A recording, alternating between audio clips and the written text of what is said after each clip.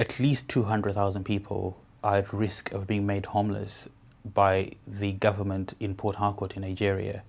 Imagine a situation where a community of people gather, use their own resources in order to reclaim land from the sea. And over time, they build houses. They're not perfect. Most of them are slums. But these are people who are trying to survive, to have a living. And then overnight, the government decides that that is prime real estate. They move in with bulldozers, with the police armed to the teeth, shooting indiscriminately in a place populated by young children, old people unable to walk, people who are ill, who are lying in their houses. And imagine being shot at and being wounded by a bullet that you don't know where it came from. How many people they came here? They come break this man and the window. They come out, all of the militant where they want to face us. Come out immediately now. We don't come here. Last year there was an eviction in Bundu Ama. I can tell you the people were terrified. The police came with armored personnel carriers, with guns. They were shooting indiscriminately. The boy was lying down here. I opened this my downstairs. I was talking to him. They said, "Cool down. You will not die. You will not die." I was encouraging him that you will not die. Wait. You will not die. That wait. 12 people were injured. At least one person was killed.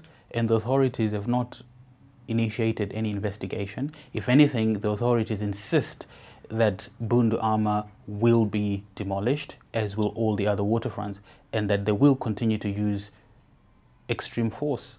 This is prime real estate.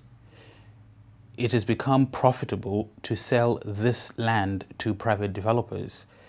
And unfortunately, the government is not making plans to ensure that those that are made homeless are provided with alternative homes, or that they're actually given other resources in order for them to be able to have adequate shelter. They fear for the tomorrow. They have no hope that they'll be able to have a roof over their heads. Children fear that they'll not be able to go to any school. Or if they fall sick, that they'll be able to go to any hospital. They don't know what their future holds. All because the authorities are hell-bent on destroying their homes and their future. The state, in its wisdom, decided that they want to forcibly evict people from their homes, not provide alternative accommodation, not provide any of the amenities that you and I will take for granted: schools, hospitals, transport, shelter over people's heads.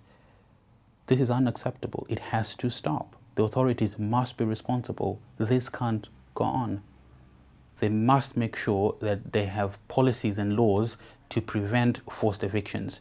The police must not use excessive force when carrying out evictions. And it is important that whatever plans are put in place to develop the waterfront, the individuals who are affected, the people that are affected, must be provided with alternative accommodation.